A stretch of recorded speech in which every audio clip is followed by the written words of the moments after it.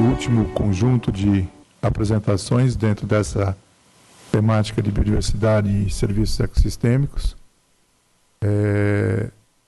Nós cobrimos a questão da polinização, a questão da água, a questão de mudanças climáticas e biodiversidade.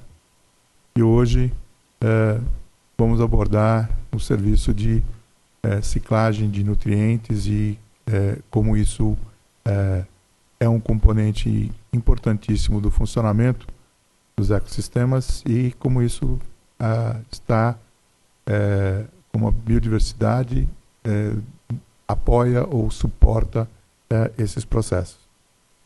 Então, são um tema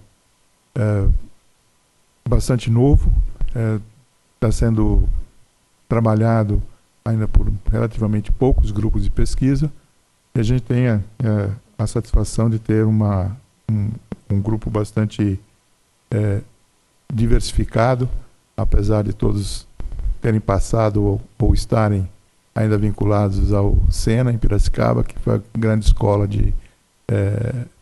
nessa área. Mas antes de chamar a doutora Gabriela, queria passar a palavra para a professora Vanderlan, que foi a idealizadora do ciclo de conferências do ano passado e que acabou se desdobrando nesse ciclo. Vanderlan. É uma grande satisfação estar aqui novamente, e mesmo sendo o último ciclo de conferências do Biota Educação, que para mim foi gratificante. Eu me sinto assim extremamente feliz de ter dado uma pequena contribuição. É como se fosse um grão de areia no deserto, mas que é uma contribuição que, se cada um de nós pudéssemos tirar uma hora do nosso tempo e refletir e pensar da importância que é a educação neste país, certamente nosso destino seria bem melhor. Eu acabo de vir agora de uma reunião na minha universidade, e onde tinha um economista que colocava dados estatísticos. Nos dados estatísticos, o maior número de universidades, o maior número de estudantes do Brasil de hoje, não estão nas universidades públicas, mas estão nas universidades particulares. E eles, a maioria, não são jovens como os jovens que vêm aqui. Eles já têm uma idade mais avançada, uma idade média que varia de 22 até 30 anos. Todos eles são trabalhadores e eles lutam para ter um diploma de universidade. E a maioria absoluta está na área das humanidades.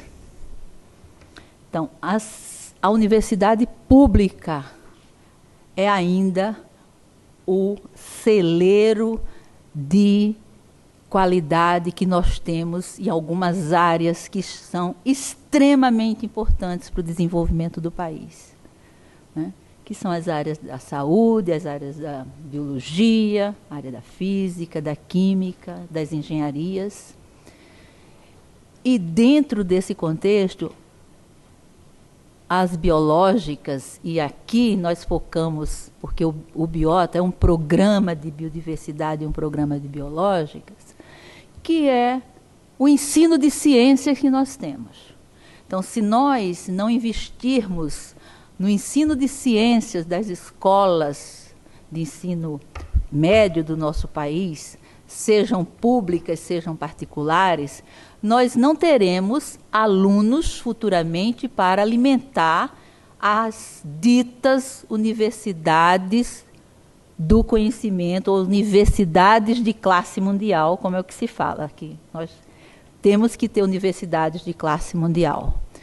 Então, programas dessa natureza, eu fico muito feliz, porque eu acho que colocou a importância da ciência, aqui traduzida em vários aspectos que nós estudamos a biodiversidade. O país ele tem uma biodiversidade fantástica, recursos naturais e uma tendência de exploração deste país sustentável seria um olhar para a sua biodiversidade em todos os aspectos. Os serviços ecossistêmicos, eu não sabia muita coisa, foi fascinante, eu aprendi muito nesse evento.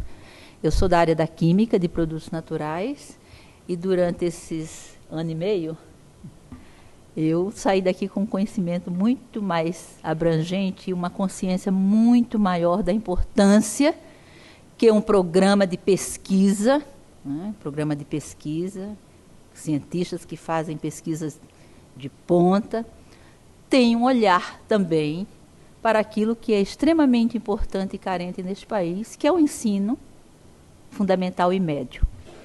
E que não temos que ter muita ilusão de que nós teremos massas absolutas de doutores no setor empresarial, nos serviços.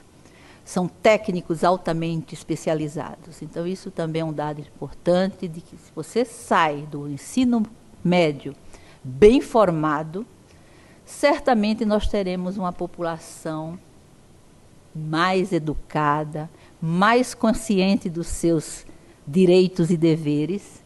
E isso aqui eu acho que nós estamos necessitando. Eu vou terminar, porque eu não quero tomar o brilho desta tarde, falando que eu fiquei mais emocionada quando eu entrei no banheiro e vi duas meninas que elas estavam falando de que elas queriam ser técnicas florestais. E eu estava comentando aqui com Jolie que é gratificante, ou seja, valeu a pena. Muito obrigada.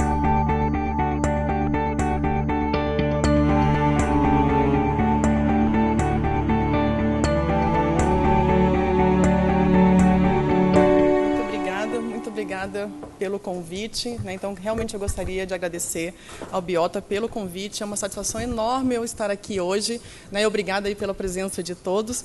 E eu vou falar de um tema, né? E tentar mostrar um pouquinho para vocês em termos do que a gente já conhece sobre ciclagem de nitrogênio em ecossistemas tropicais.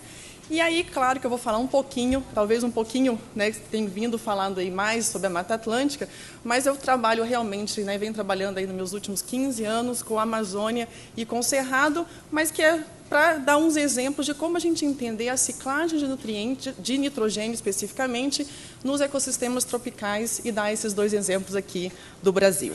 E aí, quando a gente fala em termos de nitrogênio, né, quando que o homem, né, começou realmente a alterar o ciclo global do nitrogênio, foi quando, né, dentro aqui dos últimos 10 mil anos, quando começou a ter realmente o estabelecimento da agricultura, né, e das sociedades complexas. E como que realmente a gente altera, né, a questão do ciclo do nitrogênio? Porque, se a gente lembrar, todo mundo inspira e expira o nitrogênio, não faz diferença nenhuma, né? Ele entra como N2, ele sai como N2, e como que ele realmente vai entrar nos ecossistemas? E aí tem umas bactérias, né, fantásticas, que elas conseguem fazer essa transformação. Elas transformam esse N2 em nitrogênio, que vai se tornar disponível para a planta, e depois, né, ao longo da cadeia alimentar, torna o quê? Proteína.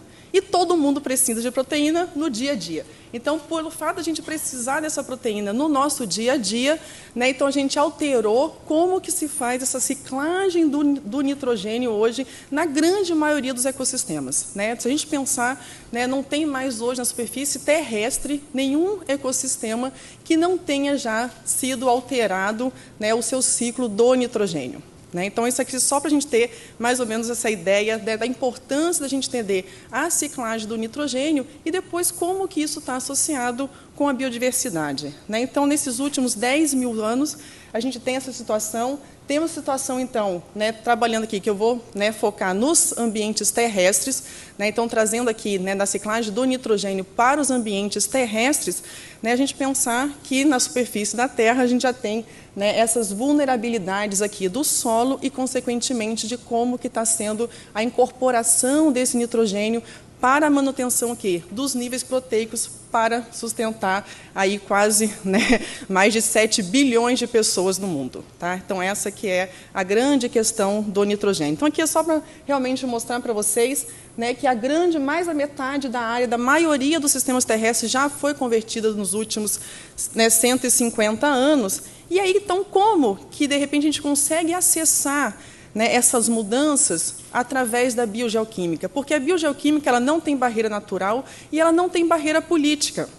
Né? Então, ela transcende essas barreiras, e aí, com isso, a gente realmente consegue acessar de uma forma integrada todos os impactos, sejam eles diretos ou indiretos, né, das nossas atividades sobre os ecossistemas. E a base disso tudo, então, é a ecologia de ecossistemas, né, que é exatamente o estudo da interação entre os organismos e o seu ambiente físico como um sistema integrado. E quando a gente pensa nos organismos, é toda a biodiversidade. Né? Então, como que ela realmente está relacionada com o seu ambiente físico e dentro de um sistema, então, integrado. E lembrar que o ecossistema ele é dinâmico, né? Não é estático, e ele é mantido por alguns processos. Né? E esses processos ecossistêmicos, que são, na verdade, chamados de funções ecológicas, também a gente agora colocou um determinado, né, na verdade, o que a gente fez? Essas funções ecológicas, nós transformamos as funções ecológicas em serviços ecossistêmicos. Ou seja, como que esses ecossistemas realmente podem trazer os benefícios para o homem. Né? Então, essa que é a grande relação. E, quando a gente estuda, né, o funcionamento, né, dos ecossistemas, a gente está falando de um tipo específico de serviços ecossistêmicos, que são serviços de suporte, que são eles que vão o quê? Produzir essa energia que vai sustentar os 7 bilhões de pessoas. Né? Então, a gente vai estar falando aí, tanto em termos de como que está a qualidade do solo, né, a fertilidade do solo, em termos de ciclagem de nutrientes, a produção primária e decomposição da matéria orgânica, né? Que esses dois aí a gente vai deixar depois para a Simone, quando ela vier falar sobre o carbono. Tá? A gente vai vou ficar aqui no nitrogênio. Tá bom? E aí, mas não dá para falar, né, do nitrogênio sem a gente pensar na fotossíntese e na respiração, porque são os dois grandes processos que fazem a manutenção do ecossistema. Né? Então, na verdade, o que eu venho fazendo, né, e que quando a gente trabalha com a ciclagem do nitrogênio, é utilizá-lo como indicador desses dois processos. Por quê? Para fazer fotossíntese, não sei se vocês vão lembrar, né, que tem lá a rubisco, que é uma enzima que tem o quê? Nitrogênio. E se não tiver nitrogênio, né, daí fica essa grande discussão, depois a gente pode, né, se o nitrogênio vai determinar a fotossíntese, ou se não tiver o carbono, né, também não adianta ali para fazer a fotossíntese, enfim. Né, a gente não vai entrar nessa discussão, mas lembrar que essa interação é fundamental entre o ciclo do carbono com o ciclo do nitrogênio. Tá? E ele realmente vai estar intermediando, né, através aqui da fotossíntese, que a gente tem a fixação, né, dessa matéria orgânica, e depois a liberação, né, desses elementos de volta aí para a atmosfera. E durante a respiração a gente tem o quê? A disponibilidade desse nitrogênio que vai ser utilizado, seja pelas plantas, pelos micro-organismos, ou ele vai para a atmosfera, ou então ele vai para onde? Para os sistemas aquáticos. E aí depois o Plínio vai falar sobre sistemas aquáticos, então eu vou deixar, né, a parte aí da ligação com os sistemas aquáticos, né, como que isso acontece, a ciclagem desses nutrientes no sistema aquático. Mas só para vocês lembrarem, então, que realmente não tem essa barreira, né, natural nem política em termos, quando a gente fala da ciclagem do nitrogênio. Tá? E aí, trazendo um pouquinho mais nessa relação, né, como que realmente acontece essa associação aí entre o que tem no solo, do nitrogênio que está no solo, com a vegetação. E aí a gente tem que lembrar, então, que é como que as plantas adquirem esses nutrientes. Né? Então, ela pode adquirir através das folhas, que é bem pouquinho que isso acontece. A grande maioria do nitrogênio que vai ser incorporado na vegetação para a produção primária, né, daí vocês lembrem disso, vai ser o quê? A absorção pelas raízes. Né? E para que esse nitrogênio seja absorvido pelas raízes, ele vai ter que passar por um processo que a gente chama de decomposição da matéria orgânica, que vai transformar o nitrogênio na forma orgânica na sua forma inorgânica. Então, ele está na matéria orgânica em cadeias complexas, né, proteicas, enfim. Né, daí tem várias, na verdade, moléculas que vão ser degradadas e ser transformadas em duas moléculas muito simples, que é o amônio e o nitrato. Né? Só que ele tem característica, esses dois, que as plantas podem absorver, características muito diferentes. E aí vai variar muito de tipo de solos, do tipo de, né, de condições abióticas, aí, de temperatura, né, de quantidade de umidade que tem no solo, né, de alguns outros elementos do pH do solo, que vai favorecer, né, um ou outro dessas duas moléculas. Né? Então, o solo realmente é fundamental aí para essa disponibilização do nitrogênio. Mas, uma vez que ele é absorvido pela planta, ele vai ser transportado. Né? Então, ele pode ser transformado já nas raízes e ser transportado na sua forma orgânicas, né? Então, aí várias aminas, várias amidas, e vai para as folhas. E lá nas folhas, né, que ele vai realmente ali dar o suporte para a produção primária. Né? E aí, então, essa que é a base, então, dessa relação aí entre o solo e vegetação. Mas quando a gente fala em termos do ciclo do nitrogênio mesmo, a gente tem que lembrar que existem 3 tipos.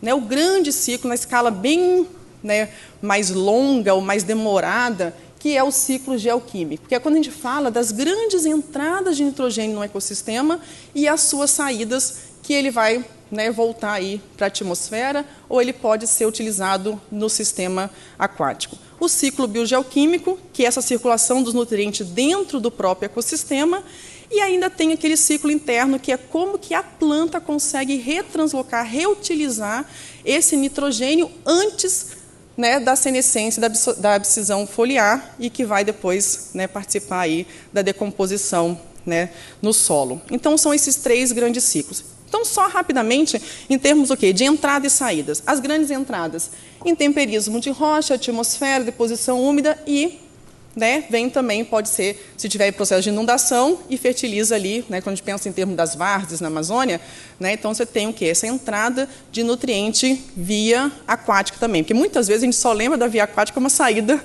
do nitrogênio, mas ele também pode participar como entrada do nitrogênio no sistema terrestre. Tá?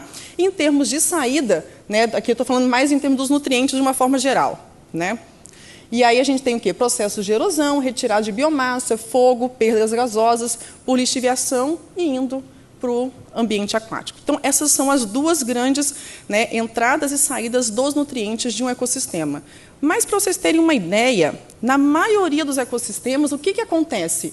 Tá? Essas entradas e saídas são muito menores, olha aqui, para cada um desses elementos, numa floresta temperada aqui e na tundra. São 2 exemplos. Quaisquer, aí, só para vocês terem uma ideia da diferença, quanto desses elementos que entram no ecossistema, que saem, e quanto que é reciclado. Então, a grande maioria desses nutrientes, eles são reciclados dentro do próprio ecossistema. Ou seja, a ciclagem biogeoquímica, ela é fundamental na manutenção dos ecossistemas. Né? Então, essa é uma figura para vocês realmente, né, verem essa grande diferença. Tá? E aí, então, a gente vai entrar agora no nitrogênio de verdade.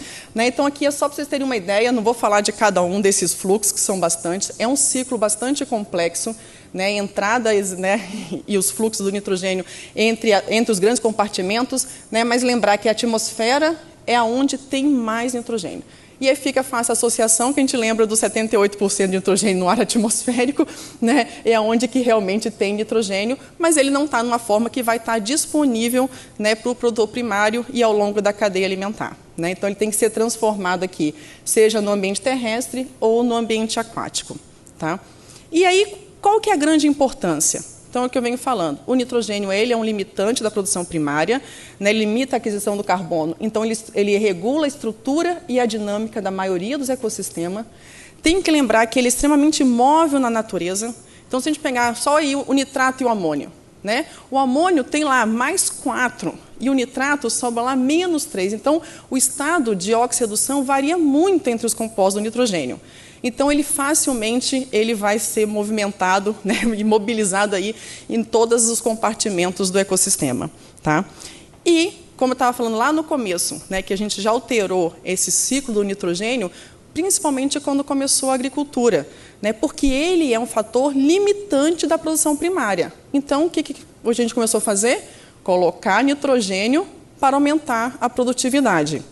E aí, com isso, né, a gente tem hoje, né, nessa busca pelo alimento, o homem tem exercido uma enorme influência na dinâmica, transformando o nitrogênio que estava inerte, lá na atmosfera como N2, e ele sendo transformado o quê? Aí em amônio, que vai entrar nos ecossistemas e vai ser o quê? Né? Ele vai caminhar aí por todos os compartimentos.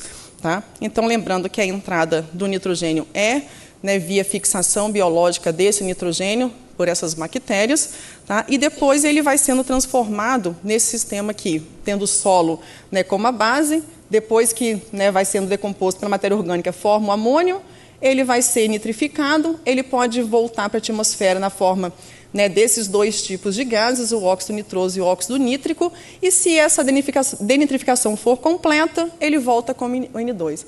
Mas a grande questão é que quando a gente coloca esse tanto de nitrogênio nos sistemas, ele não vai voltar 100% como N2. E se ele está voltando como N2O, que é um gás do efeito estufa, ou NO, que quando ele reage com vapor de água, ele forma o que? Ácido nítrico, chuva ácida. Né? E se ele vem, o nitrato é extremamente móvel, vai para o sistema aquático, se você tem uma alta concentração desse nitrato, acaba causando o quê? A eutrofização. E tudo isso, né, vai ter consequências aí, né, para a biodiversidade. Tá? Então, lembrem, né, dessa questão, né, quando a gente aumenta essa entrada aqui, não necessariamente 100% vai voltar na forma do N2. Né? Essa que é a grande questão. Então, como que esse nitrogênio está voltando aí para esses compartimentos, em moléculas que não foram aquela originalmente, né, transformada. Tá? Essa que é a grande questão. Então, as principais alterações é o quê? Produção de fertilizante, o cultivo das leguminosas, que são plantas que fazem essa associação com algumas bactérias, né, com rizóbio nas suas raízes, e que são capazes o quê? De fixar esse nitrogênio. A planta fornece a glicose e a bactéria fornece ali o nitrogênio. Tá? E, por fim, a produção de energia. Né? Não dá para esquecer, né, a quantidade de veículos, né, que esse ciclo de combustão não é completo e que a gente libera um monte, né, de óxido nítrico aí, né, para a atmosfera. Tá? Então, em termos de fertilizante, é importante, tem sido importante aí nas últimas décadas, que tem uma associação direta com o crescimento populacional. Então, a quantidade de pessoas sendo mantida aqui, né, no sistema terrestre está relacionada aí diretamente com a quantidade de nitrogênio que está sendo disponibilizado nos ecossistemas. Mas qual que é o destino desse nitrogênio? Pra vocês terem uma ideia, de 100 a cada 100, né, átomos de nitrogênio que é produzido no fertilizante, apenas 14 deles vai ser consumido pelo homem. Mas quando é consumido, não vai ficar retido dentro do nosso organismo, né? Afinal de contas, se a gente, né, fosse reter toda a proteína que a gente consome, a gente não passaria na porta aqui, né, para o auditório. Então, assim, só para vocês terem uma ideia que a gente vai eliminar a grande maioria. E aí ele vai para onde? Né? Quando a gente dá a descarga lá, vai direto para o sistema aquático. Né? Então, a gente tem que lembrar que, desses 14 aqui, muito pouco vai ficar realmente retido na forma proteica dentro do organismo humano. Né? Então, essa que é a grande questão. Né? E esse nitrogênio que está saindo aqui do corpo humano, ele está voltando para o sistema aquático ou para o sistema terrestre. Tá? De que forma? Não é do N2. Né? Então, a gente não está aí fechando o ciclo. Tá?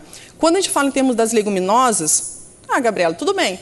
Né? A gente está tirando a floresta que fixa nitrogênio, colocando soja, colocando feijão, colocando, né, todas essas leguminosas que fixam nitrogênio. Olha aqui a diferença. Né? Só para a gente ter uma ideia, em termos de floresta de terra firme, eu vou falar daqui a pouquinho para vocês, mas fixa menos de 10 quilos de nitrogênio por hectare por ano.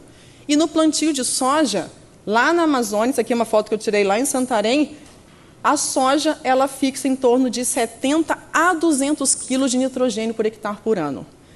E esse nitrogênio, depois que sobra, vai voltar como N2? Não necessariamente. Tá? Então, essa é a grande questão também quando a gente fala em termos de cultivo leguminosa e das emissões de NO. Né? O diesel aqui, principalmente, né? Mas a gente tem aí o consumo aí de gasolina também, que acaba, né, ajudando bastante nas emissões aí de NO né, se a gente pensar na cidade como São Paulo, quanto de NOx que a gente está produzindo aqui no dia a dia. Tá? É um dos maiores contribuidores aqui da América Latina. Então, quando a gente fala em termos do balanço global do nitrogênio, né, se a gente pensar em termos das setinhas, né, se a gente comparar aqui em 1860 com os anos 2000, em termos de setas, não mudou muita coisa. Mas o que alterou, basicamente?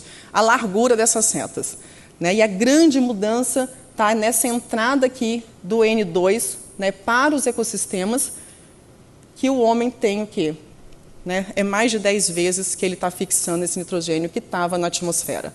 Né, e ele não necessariamente está retornando de volta para a atmosfera na forma de N2. E aí, com isso, a gente tem esse cenário atual. Né, não sei se vocês já ouviram falar sobre os limites planetários, que foi um artigo que saiu do grupo do Rockstrom, né, na Nature em 2009, mostrando os 9 grandes fatores, né, que mostram aí o estresse do planeta Terra e qual deles. Né, então, a gente tem aqui a perda de biodiversidade, que já extrapolou todos os limites, né, possíveis, e depois o segundo fator é o ciclo do nitrogênio, tá, que também já ultrapassou esses limites aí, né, que eles chamam aceitáveis para a manutenção do sistema terrestre. Então, realmente, né, a questão do nitrogênio hoje, né, é muito séria, né, a gente tem que realmente pensar nesse desbalanço que está acontecendo. E aí, trazendo um pouquinho aqui para, né, a nossa realidade, como que está a questão do nitrogênio na América Latina?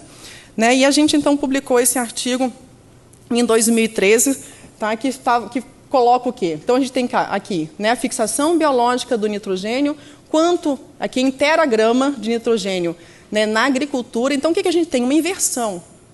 Né? A gente tinha aqui, né, no início dos anos 2000, né, que em 10 anos, né, aqui para a América Latina, a maior fixação vinha realmente das florestas tropicais, né, e não tanto em termos do cultivo, e depois que a gente teve uma inversão. Tá? E aqui, né, então, a gente tem realmente aqui a quantidade de fertilizante que a gente tem utilizado. Né? O Brasil hoje já utiliza muito fertilizante nitrogenado. Né? Tudo bem, na soja a gente não usa, mas usa em todas as outras culturas. Né? A soja está contribuindo aqui, ó, né? E aqui é o milho e todas as outras culturas estão contribuindo aqui com esse fertilizante. Então, esse é o cenário que a gente tem hoje aqui para a América Latina. Tá? Então, a gente tem o quê? Com isso, um aumento na emissão de N2O para a atmosfera, que é o resultado da decomposição da matéria orgânica. E lembrando, então, que desde a década de 90, né, o plantio de soja corresponde aí a 40% da produção mundial. E, além disso, a gente tem o quê? 150 mil quilômetros quadrados de terras nativas que são queimados anualmente, transferindo o quê? Grande quantidade desse nitrogênio, né, reativo de volta para a atmosfera.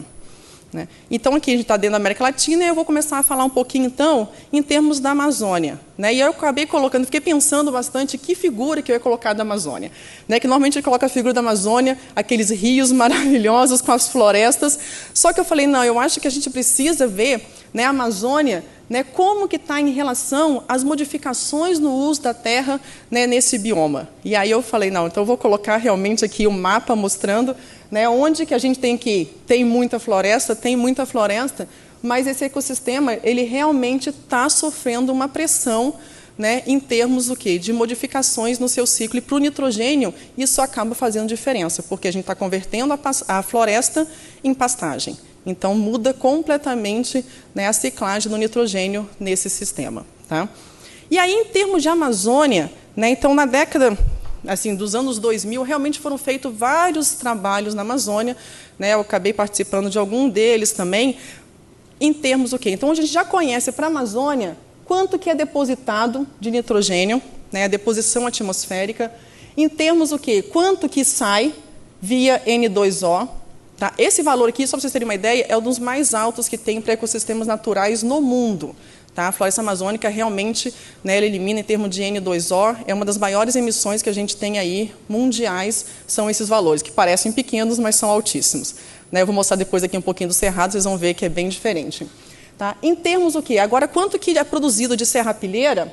Né? Então, aqui, se a gente tem mais ou menos 12 toneladas, cerca de 170, aí varia, de 100 a 170 quilos de nitrogênio, né, eles são retornados para o solo por ano, né, em cada hectare de floresta amazônica. Então, é bastante nitrogênio que realmente cicla dentro da floresta amazônica. E quando a gente pensa, então, converter isso em pastagem, muda completamente o cenário. Só que essas são medidas pontuais. Se a gente pensar em fazer isso para um bioma desse tamanho, fica um pouco complicado, né? Então, o que a gente tem feito? A gente tem utilizado uma metodologia, né, para tentar inferir o que é essa disponibilidade do nitrogênio, coletando apenas um compartimento, que são as folhas.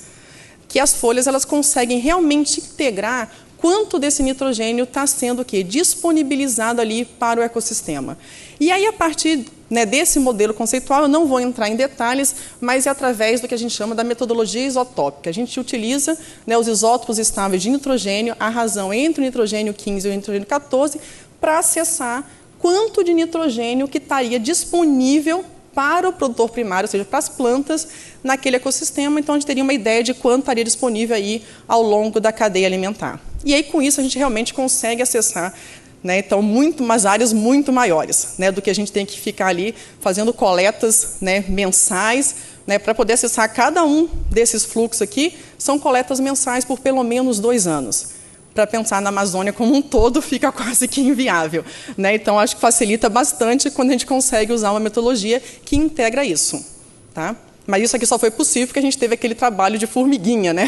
Esse trabalho de formiguinha é fundamental aí para, né, dar a base desse modelo conceitual que a gente tem utilizado. Tá? E a gente pode fazer o quê? Então, grandes comparações, né? Então, em termos aqui, todas as florestas aqui no Brasil, e aqui a gente tem todas as florestas que, na verdade, eu tenho dados aqui para a Amazônia e para a Mata Atlântica, então, em termos de florestas, e as savanas aqui, o Cerrado e as savanas na Amazônia, né? São dados para isso. Então, se a gente pegar agora só essa partezinha verde, a gente pode começar a ver que tem diferenças no funcionamento entre a Amazônia e a Mata Atlântica também, né? Então, a gente começa a ver que, realmente, né, esses azuizinhos aqui são os pontos aqui para a Mata Atlântica. Em relação à Amazônia, ela funciona um pouquinho diferente as duas florestas. Mas, então, em termos de Amazônia, que, na verdade, né, eu vou focar aqui como um exemplo que eu poderia, né, trazer de algum outro sistema, mas eu trabalho na Amazônia, né, já tenho aí mais de... está fazendo aí uns 12 anos. Né, então, quais seriam realmente esses padrões de ciclagem de nitrogênio ao longo da bacia amazônica? Então, a gente vai ver, né, que tem uma diferença em escala regional, que está relacionado com a precipitação. A Amazônia chove muito? Chove, mas varia de 2.000 a 5.000 milímetros. Então, essa diferença na chuva, faz diferença para a disponibilidade do nitrogênio. E em termos locais também, que é o tipo de solo, e como que essas variações, né, elas podem se dar em termos de grupos funcionais, trabalhando aí com leguminosas e não leguminosas. Né, então, só para vocês terem uma ideia, em termos de Amazônia, né, precipitação muito maior aqui em São Gabriel do que lá em Santarém. Então, a gente tem realmente aqui um regime, né, de precipitação aqui bem diferenciado, e que, acessando em termos do Delta N15, né, dessa metodologia, nesses 5 pontos aqui, a gente vê que realmente tem quanto maior esse valor aqui, mais nitrogênio disponível tem no sistema. Então, para a Amazônia, onde chove menos, tem mais nitrogênio. E onde chove muito, né, São Gabriel da Cachoeira, que chove lá quase 4.000 milímetros por ano, você tem uma disponibilidade bem reduzida, tá, do nitrogênio. Né, isso se reflete também no solo. Então, você vê que realmente a quantidade de chuva, né, faz a diferença para a disponibilidade do nitrogênio. Depois, se a gente pensar em termos... Chove a mesma coisa. Em Manaus, né, aqui tem uma topossequência que não tem 500 metros de diferença, né, 1 quilômetro no máximo, né, mais ou menos aí, e tem uma diferença muito grande no tipo de solo. Né? Então, aqui a gente tem solos são bem argilosos, 80% de argila, enquanto que aqui a gente tem até 90% de areia. Então, tem bem diferente isso daqui, e faz diferença na quantidade de nitrogênio. Naquele solo bem argiloso, tem muito mais nitrogênio disponível do que no solo arenoso. Então, a gente consegue ver realmente os padrões de disponibilidade desse nitrogênio de acordo com o tipo de solo lá para a Amazônia. Mas isso, até aí, estão escalas menores. E se, de repente, a gente vê, em termos de aqui, são 65 locais, né, que a gente acessou, né, dentro desse projeto do Rainfor, né, na Amazônia, que são, né, um projeto que está aí há mais de, acho que tem uns 15 anos, né, mais ou menos, né, na Amazônia, que o foco deles é carbono, e aí sobravam as folhinhas, e a gente fez as análises para nitrogênio dessas folhas, né, e a gente tem esses resultados aqui todos, né, para a Amazônia, e a gente viu uma correlação incrível, né, com o tipo de solo, mas assim, o quanto de nitrogênio que tem no solo com o delta N15 foliar. Então, realmente tem uma relação muito forte, né, do nitrogênio entre o solo e a vegetação. Então, a gente realmente conseguiu ver que esses padrões de disponibilidade de nitrogênio da Amazônia, né, estão mostrando o quê? Que as restrições ocorrem quando tem uma quantidade em relação à quantidade de fósforo disponível e a duração de estação seca. Tá? É basicamente isso que restringe aí quanto de nitrogênio que tem na Amazônia. Mas, de uma forma geral, né, a Amazônia é considerada um ecossistema rico em nitrogênio. Tá? Cicla bastante nitrogênio. Só para vocês terem uma ideia, né, quanto de nitrogênio que volta via serrapilheira. Né? Mais de 100 quilos de nitrogênio por hectare por ano é muita coisa. Né? É muita coisa realmente. Tá? Mas aí ficou uma lacuna, que a gente, né, começou a trabalhar isso agora nos últimos anos com as leguminosas. E para ver realmente, será que essas florestas fixam nitrogênio? Mas o ambiente tem muito nitrogênio no solo. Será que vale a pena fixar? Porque para fixar nitrogênio precisa de muita energia.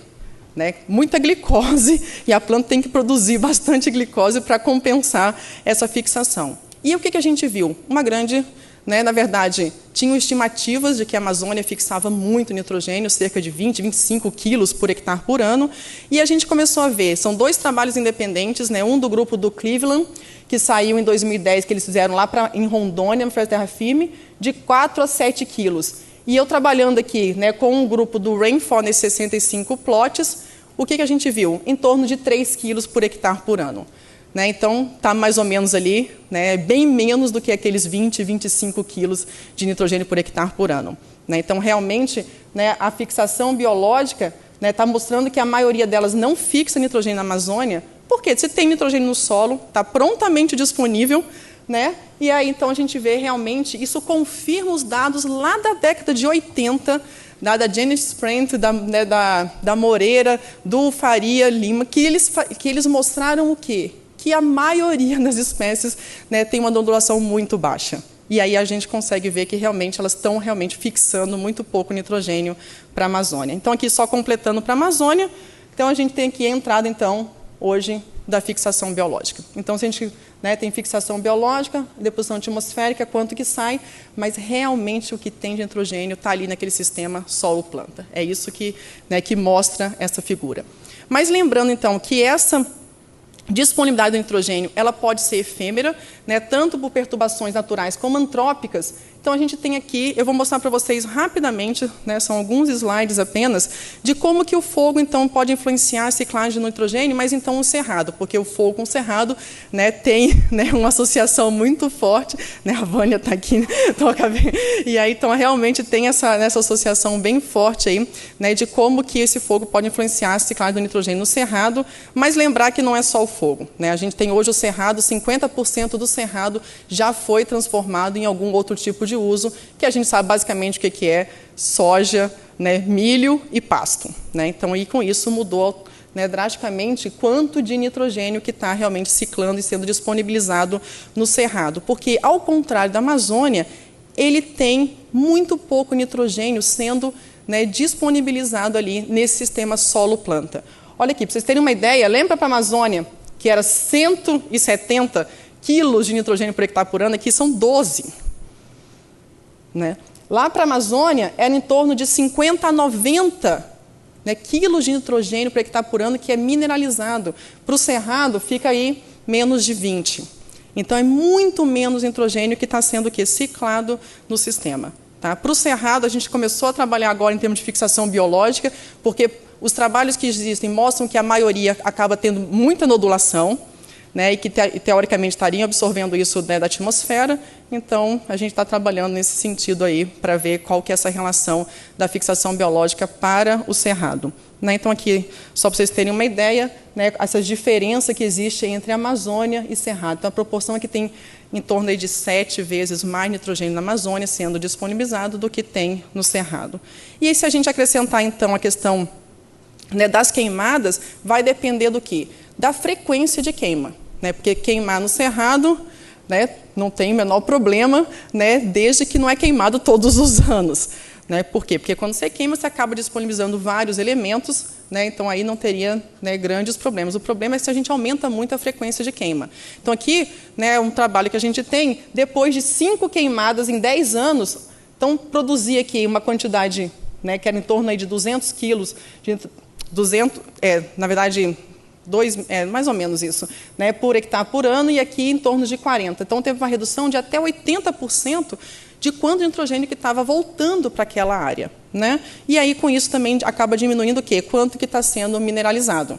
Né? Então, numa área que não queima tanto, em torno de 14, quase 15, nessa área que queima cada 2 anos, durante 10 anos, queimou 5 vezes, e aí tem uma redução grande de quanto que está disponível. Né? Então, a gente vê o quê? Que essas modificações no uso da terra, elas realmente alteram a dinâmica do nitrogênio nesse sistema solo, vegetação, atmosfera, e com isso tem uma relação direta com a manutenção dos ecossistemas.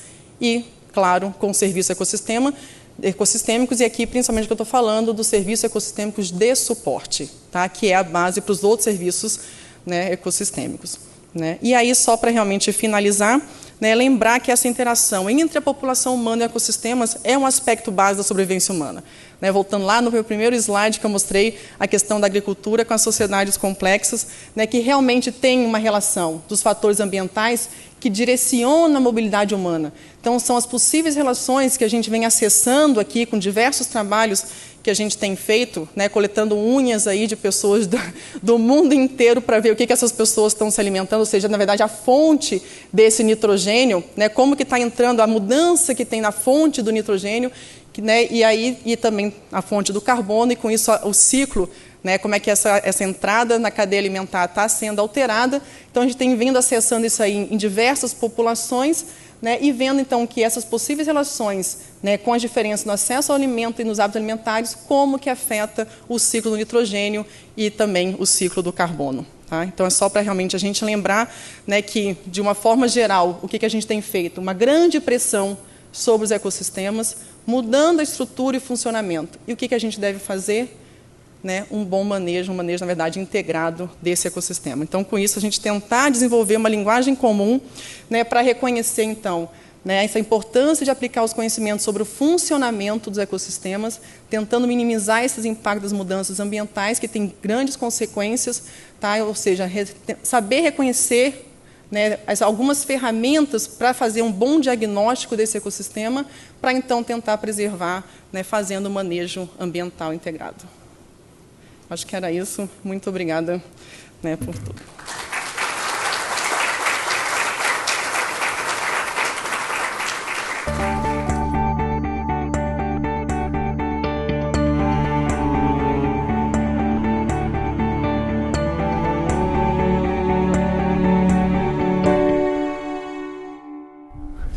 Obrigado, Gabriela. Uma excelente apresentação. E eu abro, então, para perguntas. Parabéns pela excelente conferência.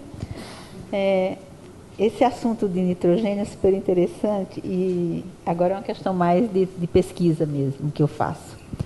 Eu trabalho com algumas fabáceas e as leguminosas, elas são muito ricas em fenólicos, naturalmente. E algumas, elas produzem alcaloides, que são substâncias nitrogenadas. Mais recentemente, estou muito interessada em estudar a função de algumas plantas. E aí você falou que lá na Amazônia tem algumas plantas que não fixam nitrogênio. Eu estou vendo algumas aqui. Que espécies você sabe as que lá na Amazônia não fixam nitrogênio? Na verdade, a gente trabalhou... O broco, se é cesalpínia, se é não, as cesalpínias lá na Amazônia não fixam. Né? Não tem praticamente nenhuma. Não tem. São fabáceas mesmo. São E aí, as que começam a fixar, na verdade, são algumas mimosáceas. E aí, o que elas fazem? Isso é em áreas, ou lá, lembra como vocês São Gabriel da Cachoeira, que tem 4.000 milímetros, aí começa a ter uma restrição no nitrogênio, aí você consegue ver algumas espécies que começam a fixar, ou então quando tem aberturas de clareiras, tem alguma, né, alguma modificação. Elas são alteradas. Aí quando são áreas alteradas, elas começam a fixar. Por exemplo, florestas secundárias começam a fixar, né? E aí então tem, mas assim, para você ter uma ideia, 90% das espécies de leguminosas, das 3, né, que a gente acessou na Amazônia, que são mais de 60, ninguém... Elas não fixam, porque elas estão no ambiente natural.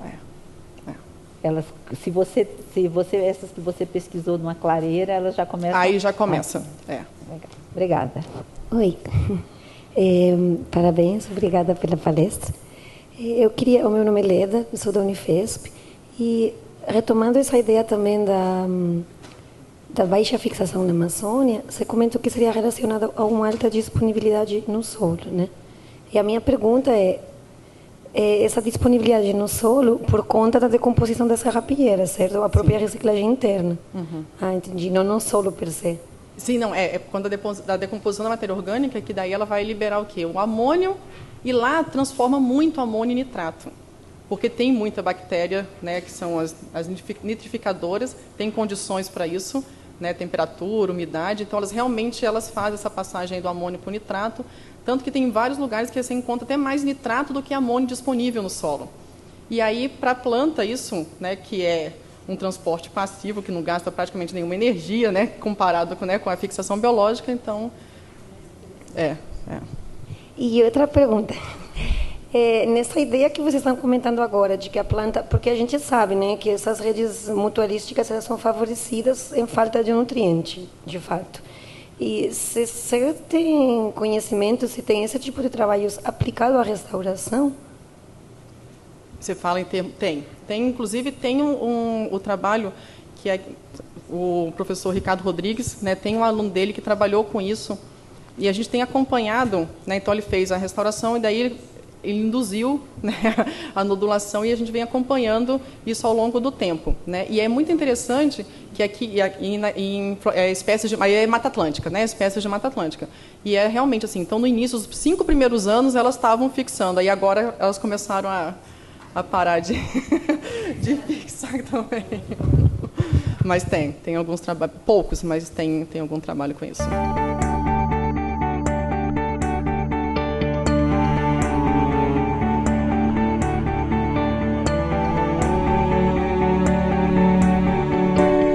Primeiro, eu gostaria de agradecer o convite do Biota para participar desse ciclo de conferências. Queria parabenizar o Biota e a professora Vanderlan pela iniciativa. Eu não acompanhei nenhum pessoalmente, mas eu pude assistir várias das apresentações e eu achei que essa iniciativa foi excelente. E foi uma coisa importante eu conhecer o palestrante anterior, porque a gente pôde conversar sobre como é que nós íamos estruturar as nossas apresentações, porque nós viemos da mesma casa, né, do Sena, e então muito das coisas a gente trabalhou junto na Amazônia, então foi importante a gente ter conversado antes. E eu vou tentar... Tem um monte de coisa que a gente poderia falar sobre estoque de carbono em florestas, principalmente nas florestas brasileiras, mas eu vou me ater a uma questão específica, que é principalmente a questão do estoque em si e não da ciclagem do carbono. Vocês, por um acaso, já olharam para a mão de vocês e pensaram quanto carbono, quantas moléculas de CO2 tem em volta da mão de vocês? Nós temos milhões. Mas vamos pensar, será que quando Darwin esteve por aqui, quantas moléculas de carbono tinham em torno da mão dele? Ou quando Shakespeare fez a famosa frase ser ou não ser, quanto tinha? Nós tínhamos, com certeza, metade do que nós temos hoje. Tá? E aí eu vou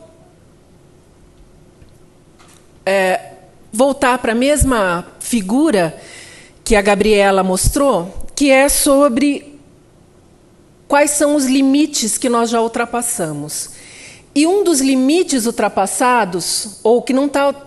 Aqui seria a faixa ideal de operação do planeta, mas um deles está aqui, que é a mudança climática. E um dos principais motores dessa mudança tem sido o aumento do CO2 na atmosfera. Tá? E que ele principalmente ocorreu após a Revolução Industrial, quando a gente começa a acessar combustíveis fósseis que estavam com uma quantidade grande de carbono fixado há muitos anos atrás, e começamos a liberar esse carbono para a atmosfera. E também pela mudança do uso da terra, como a Gabriela já mencionou. Então, eu queria mostrar, eu acho que alguns de vocês talvez já tenham visto esse vídeo, mas eu acho que é um vídeo bastante interessante, de um grupo que começou no início da década de 80, eles começaram a fazer uma compilação dos dados de concentração de CO2 na atmosfera. Então, aqui no Havaí, aqui na Antártida. Tá? Então, aqui são hemisfério norte e hemisfério sul. E como é que isso varia ao longo do ano, desde 1979? Então, o que a gente percebe que no verão a gente tem uma diminuição na quantidade. Então, aqui julho, no hemisfério norte, diminui a quantidade de CO2 na atmosfera, porque a vegetação está fazendo fotossíntese, está fixando esse carbono na vegetação. E na época de inverno a gente tem esses picos, porque a vegetação não está fixando, ela está respirando, basicamente, e nós também temos queima de combustível fóssil, principalmente para aquecimento de residências. Tá? Então, isso aqui, se vocês verem as variações que ocorrem no hemisfério sul, elas são menores, tá? Ao longo dos anos, embora a gente tenha alguns períodos de alta fixação de CO2 aqui no hemisfério sul, ou no Equador, principalmente. Tá? Então, e aqui vocês estão vendo. Então, nós estamos vendo que a concentração está aumentando desde a década de 80, isso aí está aumentando constantemente. E agora, isso vai começar a retroceder. Isso aqui são dados até a década de 50 de uma estação que estava fazendo medidas também no Havaí. E agora vocês vão ver, nós vamos voltar mais ainda até o início da Revolução Industrial. Isso aqui são informações obtidas através de bolhas de ar que ficam presas no gelo. E se a gente sabe quanto de gelo é depositado anualmente, a gente tem uma ideia da idade desse gelo. Tá? Aqui está bem clarinho, mas é a concentração de CO2, 30 mil anos, 40 mil anos, 50 mil anos atrás. Tá? E a gente vem ele vai vir até 1 milhão de anos atrás, mas vem bem rápido, não precisam se preocupar que ele não vai ficar. O que a gente pode perceber? Que nós tivemos um período, que foi o Holoceno, no qual nós tínhamos uma concentração de CO2 na atmosfera que variou de um pouco menos, aqui, de 185 foi a média, então, um pouco menos de 180 até 250, chegando no período da pré-revolução industrial, em que nós tínhamos concentração de 278, e nós estamos com quase 400. Então, agora vocês vão lembrar disso, porque aonde que o carbono está armazenado de maneira geral? Então, a gente tem um compartimento que é a Terra, os sistemas terrestres, né? O ar e a água. Nós temos no sistema terrestre, incluindo no sistema terrestre, que eu digo assim, o planeta, nos oceanos, nós temos uma grande quantidade de carbono armazenado na forma de íons dissolvidos de bicarbonato e carbonato. Na atmosfera, que nós temos Isso aqui está um pouco mais agora. Mas nós temos CO2 e metano, principalmente, as duas principais formas. E no ambiente terrestre, esse carbono está fixado na matéria orgânica viva, mas principalmente na matéria orgânica morta, ou na matéria orgânica que está no solo. Tá? E esses compartimentos, eles constantemente trocam entre si. Então, nós temos carbono da atmosfera sendo fixado na matéria orgânica, passando para a matéria orgânica morta, voltando para a atmosfera, e também temos grandes fluxos que ocorrem, transferências entre o oceano e a atmosfera. E depois nós temos um segundo grande compartimento, que é onde está a maior parte do carbono que tem no planeta, fixado na matéria orgânica fossilizada, carvão, petróleo e gás natural, e no calcário, nas rochas calcárias. E o que a gente fez a partir da Revolução Industrial foi acessar esses dois compartimentos que estavam com carbono preso há milhares de anos, milhões de anos, e começar a transferir isso para a atmosfera.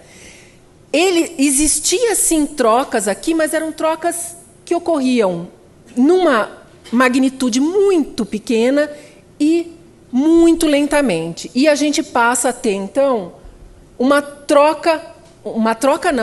liberação, porque eu estou tirando desse compartimento e transferindo para o compartimento atmosfera, tá? Que foi o que a gente acabou de ver. E aí, assim, qual é a principal forma que eu vou ter de transferir esse carbono que está aqui na atmosfera para o ambiente terrestre? Através da fotossíntese. Isso aqui é uma imagem de um estômato, tá? Que é a principal via de entrada do carbono nos sistemas terrestres. E como a Gabriela já mencionou, todo o funcionamento dos ecossistemas ele é diretamente relacionado com esses dois processos. Fotossíntese, que faltou aqui, desculpem, e respiração. Então, fotossíntese seria, eu teria esse CO2 que está na atmosfera, mais água, mais energia, se transformando em açúcar e liberando oxigênio. E o processo da respiração transformando esse açúcar de novo em CO2. E se eu tiver uma fotossíntese que excede a respiração, o que vai acontecer? Eu vou diminuir a quantidade de CO2 que eu tenho na atmosfera e eu passo a armazenar, estocar esse CO2 nos ecossistemas. Então, fotossíntese aconteceu, o que eu vou ter? Para onde o carbono vai quando ele entra dentro do sistema?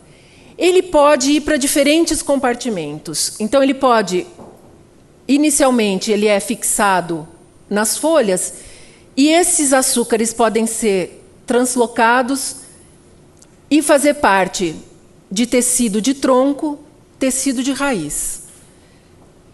Essas folhas e raízes finas são compartimentos que ciclam muito rapidamente.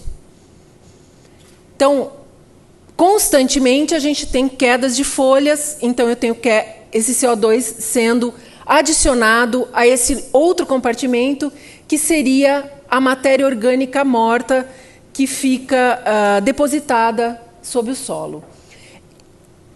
Aqui, nesse compartimento, eu vou começar a ter a decomposição, e essa decomposição vai fazer com que eu tenha adição de matéria orgânica nesse solo, que, como nós vimos, é um compartimento importantíssimo de armazenamento de carbono. Tá? E depois, nesses processos de decomposição, eu tenho respiração, então eu vou ter CO2 saindo desse sistema. Cada sistema, cada espécie vegetal, ela vai armazenar carbono na folha, no tronco e nas raízes de forma diferente, em quantidades diferentes, que vão depender não só da espécie, mas vão depender da condição na qual ela estiver. Tá?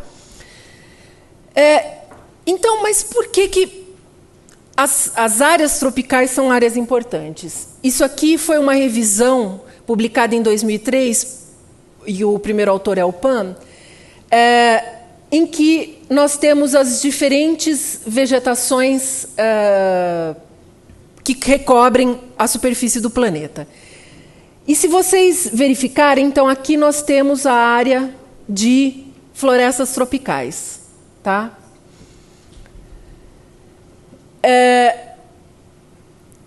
Nessas duas outras figuras do mesmo trabalho, eles colocam quanto de porcentagem é coberta por copa de árvore.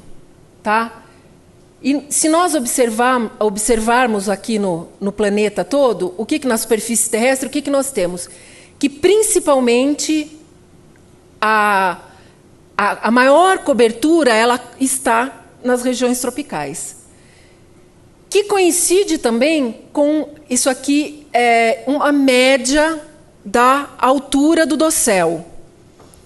E o que nós temos? Que os dosséis que ocorrem nas regiões tropicais são mais altos do que nos outros sistemas florestais do planeta.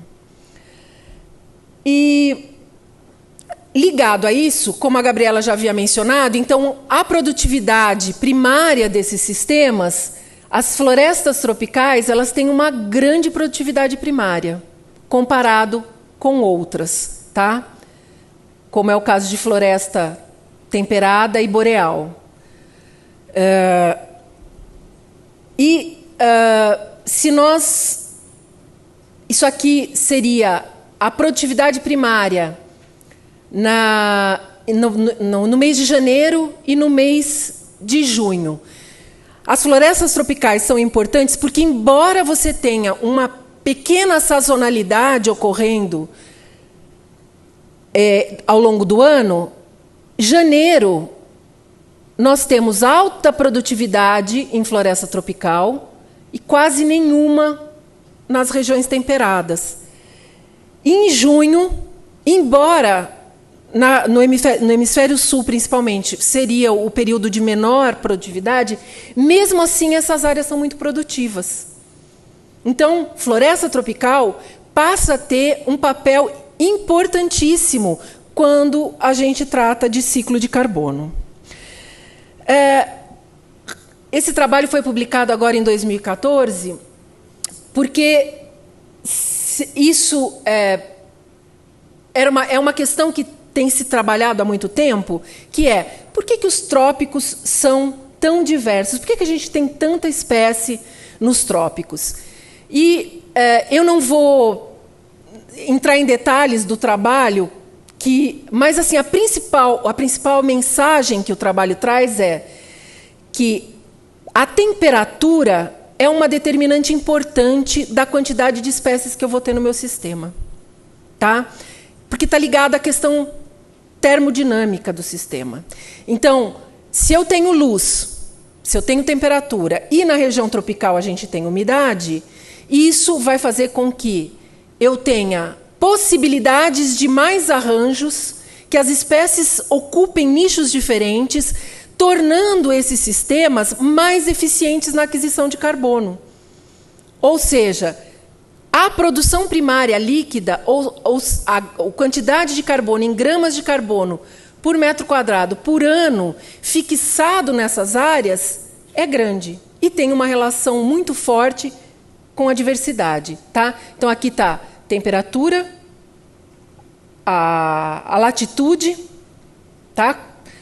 Temperatura, produtividade primária, número de indivíduos e número de espécies. Então, muitas espécies, maior produtividade primária, e isso ocorrendo em floresta tropical. O que isso tem a ver com serviços? Né?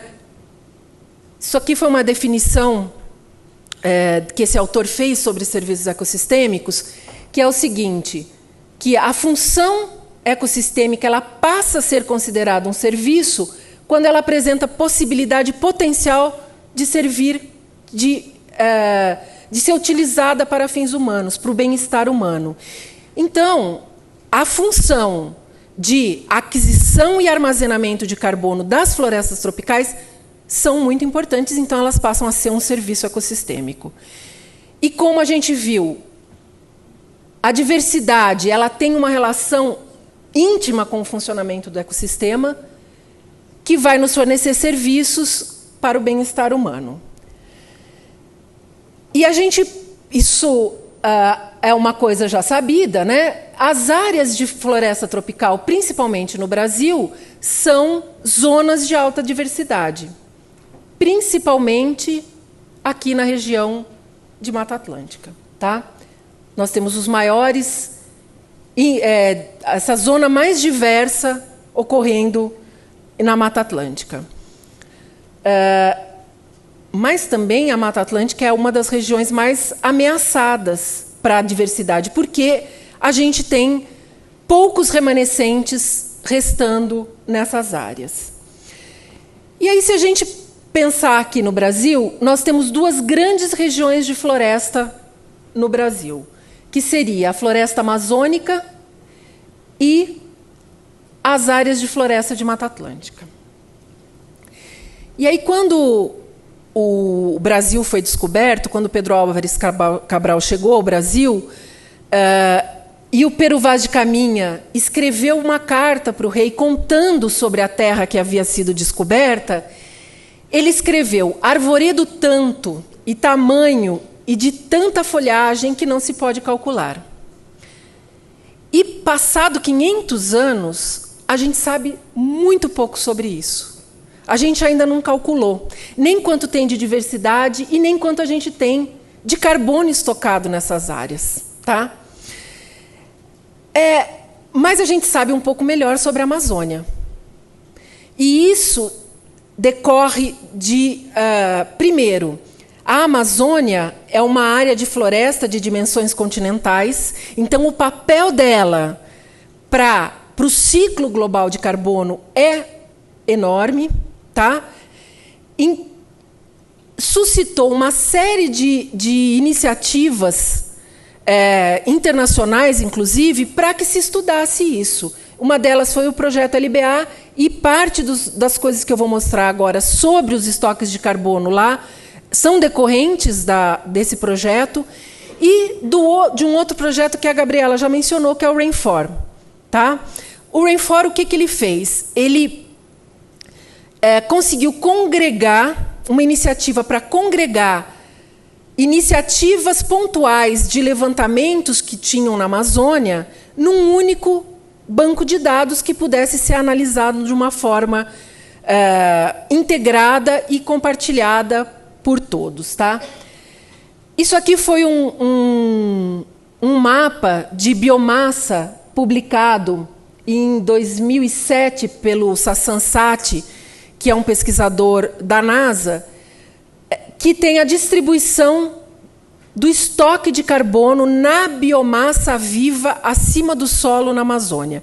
E o que a gente verifica é que a gente tem, sim, gradientes dentro da Amazônia. Tá? E gradientes decorrentes, principalmente daquilo que a Gabriela já falou, que é desses gradientes de precipitação que ocorrem lá na Amazônia. Mas como é que eu faço para calcular quanto que eu tenho de biomassa numa área? Para eu calcular isso, eu não vou cortar a floresta e pesar todos os indivíduos. Não faz nenhum sentido uma coisa dessas. Então, a gente lança a mão de modelos alométricos. Só que imaginem só, nós temos, em 1 hectare de floresta tropical, cerca de 200 espécies arbóreas. Como é que eu vou construir modelos para cada espécie? E se eu passar de 1 hectare para o hectare vizinho, já não são mais as mesmas. Então, uma iniciativa que iniciou na década de 80, culminou com esse artigo publicado em 2005 pelo Jerome Chave, e que ele recentemente publicou um aprimoramento dele. Ele propôs alguns modelos alométricos para o cálculo de biomassa de floresta tropical. Tá? E uma outra questão importante quando a gente está falando de como calcular o estoque de carbono em floresta tropical é que, assim, se cada pedacinho da floresta é diferente em termos de composição de espécies, o solo é diferente, então a estrutura da floresta pode ser diferente, eu tenho que tomar cuidado na hora que eu vou levantar essas informações para eu ter uma estimativa que reflita a realidade. Então, a primeira coisa é a qualidade dos dados que eu vou levantar. Então, aonde eu vou fazer a medida do diâmetro? Isso tudo tem que estar padronizado. O modelo alométrico que eu utilizo para calcular a biomassa a partir dos dados levantados no campo. O tamanho da área que eu vou amostrar. E se essa área que eu amostrei, ela representa efetivamente a floresta a qual eu estou querendo informação sobre estoque de carbono. De maneira geral, o que a gente levanta sobre a vegetação quando a gente está falando de estoque de carbono? Palmeiras, fetos arborescentes e árvores. Tá? Mas existem outros compartimentos que também podem e que contribuem para a biomassa. Em Mata Atlântica, nós temos usado um limite de inclusão, porque nós não vamos medir todos os indivíduos, né? Um limite de inclusão de 4,8 centímetros de diâmetro, mas na Amazônia utiliza-se 10 centímetros de diâmetro como o limite de inclusão. Por quê? Porque essas duas áreas de florestas elas têm estruturas de distribuição diamétricas diferentes. Então, a partir do levantamento dos dados, eu vou escolher e validar um modelo. Os modelos disponíveis hoje, eles podem ser modelos mais locais, desenvolvidos para uma determinada área, no qual a única informação necessária seria o diâmetro à altura do peito, o DAP. Mas, como eu não tenho modelos desenvolvidos para todas as áreas, é melhor que se utilize todas essas informações: diâmetro, a altura do indivíduo e a densidade da madeira, que ela é o quê? Ela é uma informação que você obtém a partir da identificação da espécie. E isso é importante porque as florestas não são iguais. Tá? E eu vou apresentar algumas imagens para vocês sobre diferenças em estrutura de floresta. Então, aqui é a Amazônia Central. Manaus, eu tenho um dossel contínuo.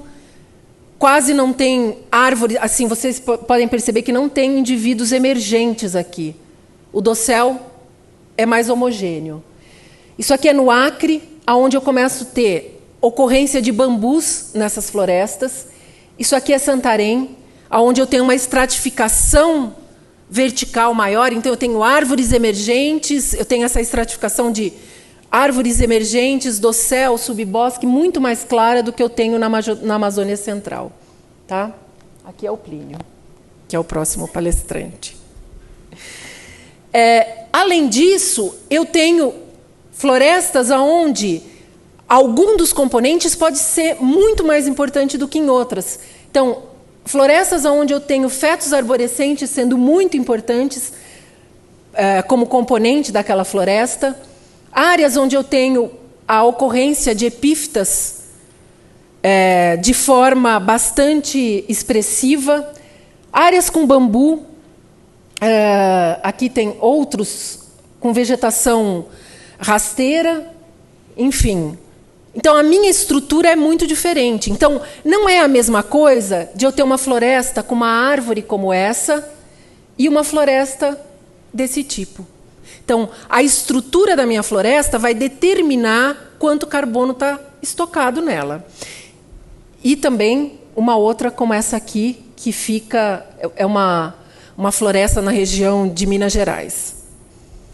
Então, essas diferenças todas são decorrentes do quê? O clima, a princípio, determinou que tipo de espécies iriam se estabelecer no local, mas os processos internos de ciclagem de nutrientes e todos os processos ecossistêmicos que ocorrem vão determinar qual vai ser as espécies que vão ocorrer nessas áreas.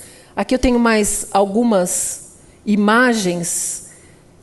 Isso aqui é em Santarém, só para vocês terem uma ideia do tamanho de uma árvore lá. E quem já andou em floresta de Mata Atlântica sabe que a gente não tem árvore desse tamanho aqui.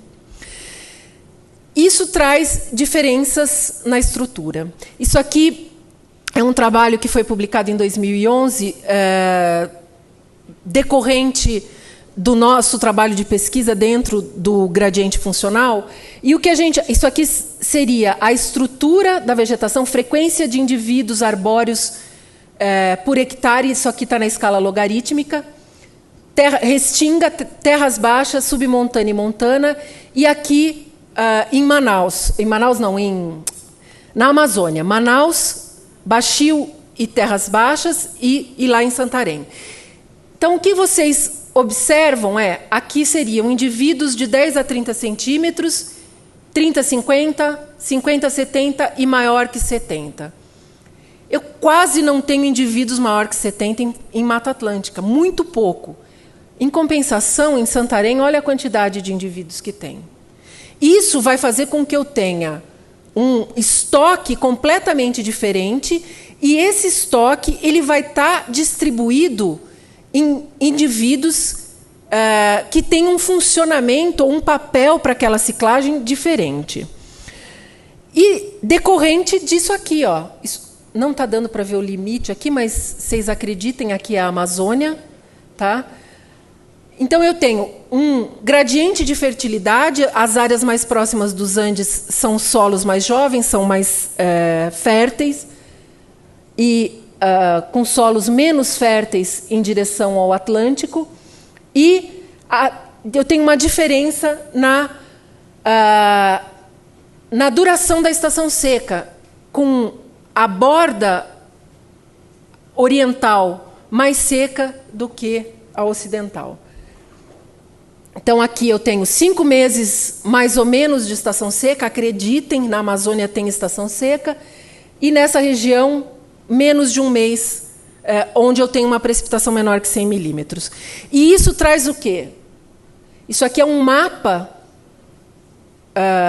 da biomassa na Amazônia. E eu tenho, então, uma mudança na densidade da madeira, decorrente do tipo de espécies que ocorrem nessas duas áreas, ou nessas áreas todas, né? E também uma variação na área basal. A área basal sendo determinada principalmente pela duração do período seco, e a densidade da madeira pela fertilidade do solo. Aqui seria como que esse carbono está distribuído lá na Amazônia. Então, na Amazônia Central, eu tenho as árvores respondendo por 38% do carbono que está armazenado, 28%, isso aqui é tronco, tá? 28% está armazenado no solo, 12% em galho, raízes finas, serapilheira e folhas, e serapilheira fina e outros materiais. Então, as árvores na Amazônia representam, o tronco das árvores representa um compartimento importante de armazenamento de carbono. Mas a produtividade, a alocação dele é diferente. Então, a maior parte é alocado em folha, não é alocado em tronco. 38% do carbono fixado anualmente vai para a folha, não vai para tronco. E aqui é só acima do solo. Se a gente contabilizar a raiz, algumas das regiões da Amazônia alocam mais carbono para a raiz fina do que para a folha. Tá? Então, compartimentos que ciclam muito rapidamente. Então, o tempo de residência e a capacidade de sequestro de carbono é diferente entre esses compartimentos. Aqui, de novo, vocês acreditem que é a Amazônia, mas não está aparecendo, é quanto de carbono está sendo fixado em megagramas de carbono por hectare ano em cada uma dessas áreas. Por conta desses gradientes, o que eu tenho? Essa região sequestra mais carbono do que essa. Mas se vocês lembrarem do slide anterior, o estoque maior está aqui, que são 2 serviços diferentes. Um é o serviço de estoque de carbono, de estocagem, e o outro é o serviço de sequestrar carbono. Essa região sequestra mais. Por conta disso, o tempo que o carbono vai ficar preso na vegetação, nos diferentes compartimentos, vai ser diferente. Isso aqui é Manaus, isso aqui é Santarém, isso aqui é Rio Branco, as diferentes classes de idade e as classes de tamanho. Só para mostrar para vocês que, assim, Manaus, essa aqui é a classe que tem maior que 500 anos. Eu tenho indivíduos arbóreos com mais de 500 anos na Amazônia. Esse trabalho, esse cálculo foi feito com base nas taxas de crescimento e na datação por carbono 14, na região de Manaus, Santarém e Rio Branco.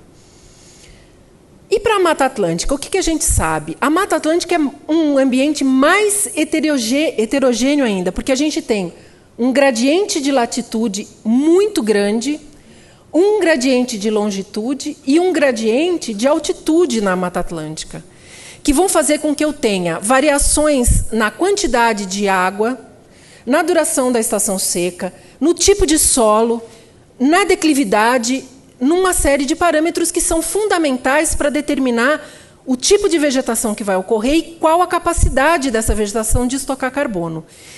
E nós sabemos muito, muito pouco. Tá? Isso aqui foi um trabalho que foi publicado pelo grupo do Biota, que mostra o estoque de carbono na biomassa viva, na madeira morta, na serapilheira, que é essa camadinha aqui, depois nas raízes e solo. Tá? Restinga, terras baixas, submontana e montana. E a gente observa que tem um gradiente, e se comparado com a Amazônia, a Mata Atlântica tem uma capacidade de estocar carbono muito maior do que a Amazônia tem, por unidade de área. Então, em cada hectare de Mata Atlântica, eu tenho isso aqui, ó, isso é carbono. 500 toneladas de carbono por hectare sendo armazenado em Mata Atlântica, comparado com áreas da Amazônia, onde eu não chego a 300. Tá? Na Mata Atlântica, na Amazônia também, mas isso foi um trabalho que nós publicamos, que nós temos um compartimento importante também, que são as lianas armazenando carbono. Tá? E nós estamos trabalhando agora com a quantidade de carbono que está estocada em epífitas, que para a Mata Atlântica elas são de extrema importância, principalmente para as florestas ombrófilas de Mata Atlântica. Tá? Não só as epífitas vasculares, mas também as não vasculares. Isso aqui é um tapete, só para vocês terem uma ideia, formado por briófitas. Os dados, eu não tenho os dados finais ainda desse levantamento que a gente ainda está fazendo, mas é em torno de 1,5 toneladas de matéria seca acumulada em epífitas na Mata Atlântica. E só lembrando, como a gente tem o solo na Mata Atlântica como o principal reservatório de carbono. Então, 58% do carbono está armazenado no solo. Se a gente comparar Amazônia e Mata Atlântica, olha só a diferença. Lá, na Amazônia, as árvores são o principal compartimento. E, para a Mata Atlântica, o solo é o principal compartimento. Para a gente pensar em como é que essas florestas elas vão ser alteradas pelas mudanças do clima, a gente pode lançar mão de 2 mecanismos. Um deles é o acompanhamento de parcelas permanentes ao longo do tempo, e um trabalho pioneiro nesse campo foi esse publicado em 98 pelo grupo do Oliver Phillips, em que eles têm dados de crescimento, de estoque de carbono em floresta tropical, e aí o que a gente vê é que teve um aumento no estoque ao longo do tempo, o qual eles inicialmente imaginaram que poderia ser devido ao aumento da fertilização com CO2. Tá? Outros trabalhos foram publicados e outras hipóteses têm sido lançadas para esse aumento na quantidade de carbono armazenada nessas florestas. E uma outra forma é usar esses gradientes de altitude, onde a gente tem mudança de temperatura ao longo do gradiente e podemos relacionar, isso aqui é desse mesmo trabalho, a temperatura com o estoque de carbono. Então, aqui é o total, abaixo do solo e acima do solo. E a gente vê que tem uma relação forte. Quanto menor a temperatura, maior o estoque. Então, consequência, o aumento da temperatura devido às mudanças climáticas podem levar a Mata Atlântica se transformar num emissor de carbono para a atmosfera. Então, só finalizando, o ciclo do carbono está sendo alterado pelo homem, 45% do carbono adicionado na atmosfera fica nela, mas o restante está sendo dissolvido no oceano ou fixado na biomassa terrestre. A gente ainda não entende direito esse processo de fixação e nem sabemos exatamente aonde esse carbono está sendo fixado. Mas o que a gente sabe é que o carbono armazenado nos ecossistemas eles podem ser vulneráveis às mudanças do clima. Então, nesse próximo século, a concentração de CO2 ela vai depender mais de como é que a gente vai tratar das atividades humanas, mas a gente não pode contar única e exclusivamente com a vegetação terrestre como um fixador de carbono para nos salvar dessa inundação de CO2 a qual nós estamos sendo submetidos. Era isso. Obrigada.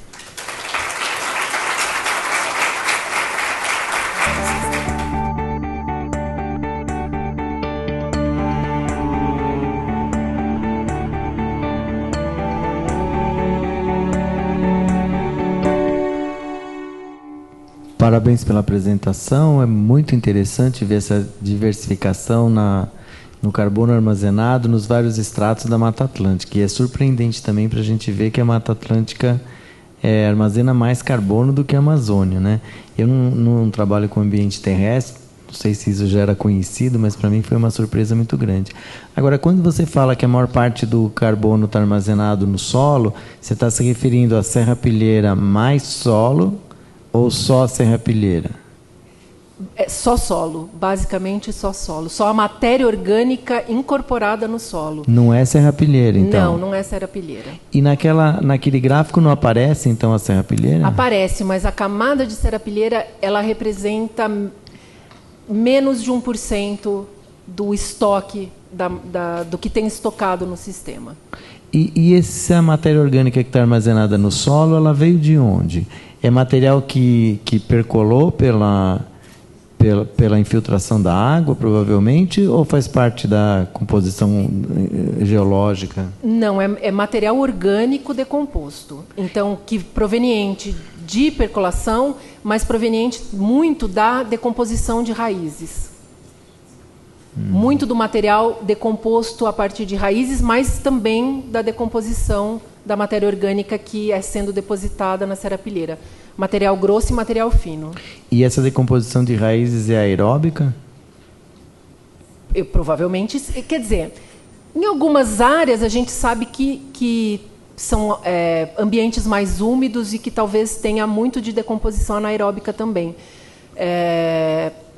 Mas em mangues, por exemplo, com certeza a gente vai ter muito de anaeróbico. Mas mesmo em áreas de floresta ombrófila, onde na região montana, embora chova menos, uma coisa que a gente percebeu é que o solo lá é muito úmido.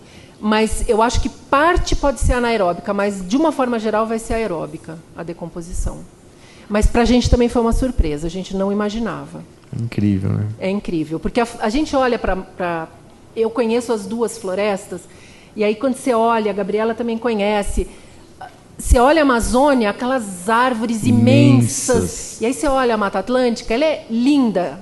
A Mata Atlântica é linda, diversa, mas as árvores são menores, né? Até a topografia não permite que você tenha árvores muito grandes. Então, também nos surpreendeu a quantidade de carbono estocado no solo.